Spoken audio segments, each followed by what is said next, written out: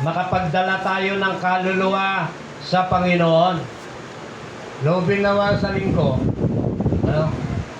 kung sasapit pa sa linggo, ay kung paigsiin ng Diyos ang mga araw, hindi niya pasapitin yung linggo. May magagawa ba tayo? Wala. Wala tayong magagawa. Pagka yung linggo, pinaigsi ng Diyos sa mga tao na matitigas ang ulo na ayaw dumalo sa kawain ng Panginoon, mawala silang bigla. Ha? Mawala sila. Ganun ang Diyos. Ay, tingnan nyo nga yung nangyari doon.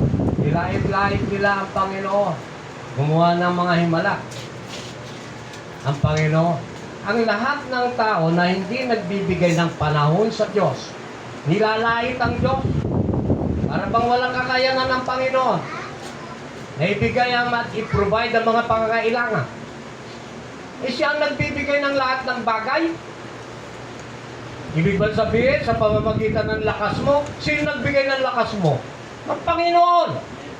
Para makapaghanap buhay ka. Binigyan ka ng magandang kaisipan. Para paglingkuran siya. Isaan pa tayo. Di sa Panginoon, bigyan natin siya ng panahon. Amen?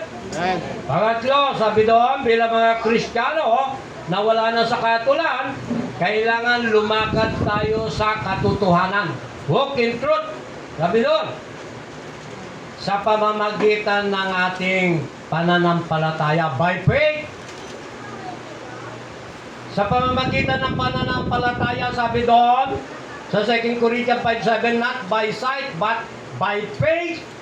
Ibig sabihin, sa pamamagitan ng pananampalataya natin sa Diyos, kailangan siya lang ang aasahan natin. Tunay, walang halinlangan.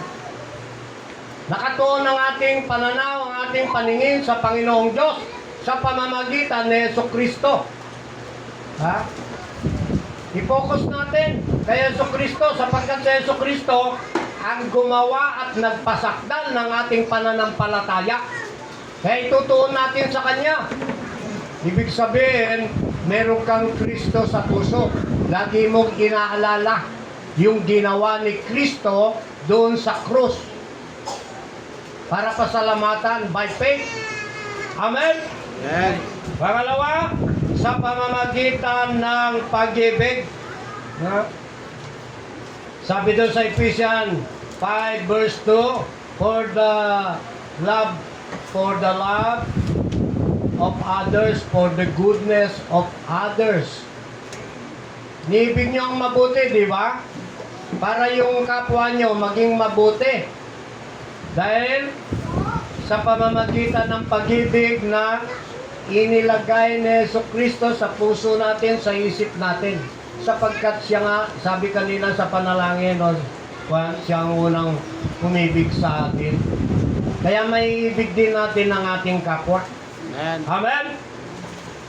At yung pangatlo, sa pamamagitan ng bagong pamumuhay. New life. Sabi doon sa Romans chapter 6 verse 4, wala na yung lumang buhay. Dapat? Amen? Wala na yung lumang buhay. Dapat bago na. Paano ba magiging bago yon? Magiging masunurin tayo, mga kapatid, sa salita ng Panginoon. Ha? Kaya salamat na makapamuhay tayo sa bagong pamumuhay. Iwanan na natin yung lumang pamumuhay sapagkat doon si Jesucristo nilibing. Ano? Namatay, nilibing pagkatapos nung 3 araw na buhay na maguli. Eh tayo naman, yung ating mga kasalanan nilimot na ng Panginoon, hindi na natin dapat balik-balikan. Mamuhay naman tayo doon sa kabanalan, kabutihan. Amen? Purihin ang Panginoon. At kailangan bilang mga Kristiyano na lumalakad sa katotohanan, mamuhay tayo sa Espiritu. Living in the Spirit, not in flesh. Mga kapatid, ano ang sabi doon sa Galatians 5 verse 16? Sinasabi ko sa inyo, ang Espiritu ang gawin ninyong patnubay sa inyong buhay at hindi kayo magiging alipin ng hilig ng laman. Marami, brothers and sisters, professing Christian, nominal Christian, living in flesh, namumuhay sa laman. Ha? Hindi pwede na namumuhay ka sa laman, namumuhay ka doon sa Espiritu. Kailangan mamimili ka. Ano ba? Dapat ba sa pamumuhay tayo sa laman o pamumuhay sa Espiritu? Dapat sa Espiritu. Naririnig mo na ang salita ng Panginoon, ngunit winawalang bahala. Walang bahala. Itinutwid tayo ng salita ng Diyos, ngunit niwawalang bahala ng mas nakakarami. Sapagkat gusto nilang mamuhay sa laman. Ay, hindi pwede yun na sa laman, tapos nakay Lord ka. Mali. Kung nakay Lord ka, namumuhay ka sa Espiritu. Ibig sabihin yung pamumuhay mo, maayos. Oh. Namumuhay ka sa laman, mga gawain ng mundo na ito. Huwag ka. Yung pamumuhay sa laman, yung mga nagsusugal, oh, tumataya sa wedding, tumataya sa loto, ay namumuhay sa laman yun. Kapatid, bilang mga Kristiyano, hindi tayo dapat mamuhay doon. At siyempre, hindi may suko yung laman. Ha? Ang hirap kayang paglabanan yung laman. Sarap ng laman. Oh. Kung abutan ka ngayon ng kamatayan, nandun ka sa laman. Manglog ng baboy. For condemnation, for hell. Sarap ng laman, lalo sa baboy.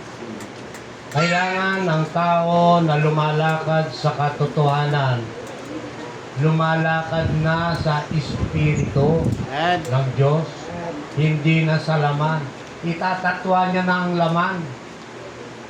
Ngunit nakakalungkot, brothers and sisters, mas gusto nang nakakarami ang laman kaysa sa Espiritu. Kala nila, ito ang tunay na buhay. Pansamantala lang ito eh.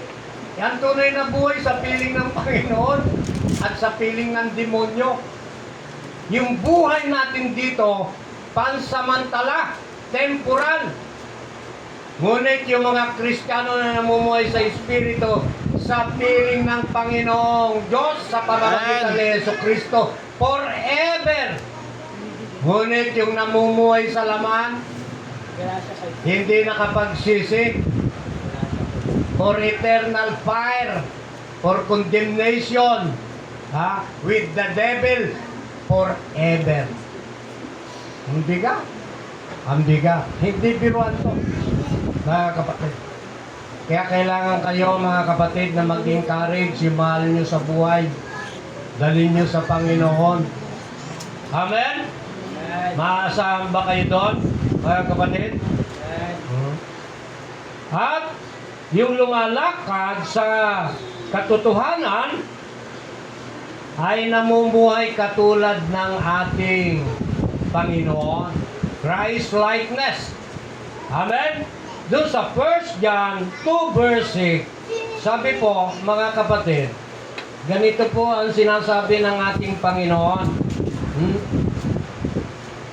Sino mang nagsasabing nananatili siya sa Diyos, ay dapat mamuhay tulad sa pamumuhay ni Jesucristo.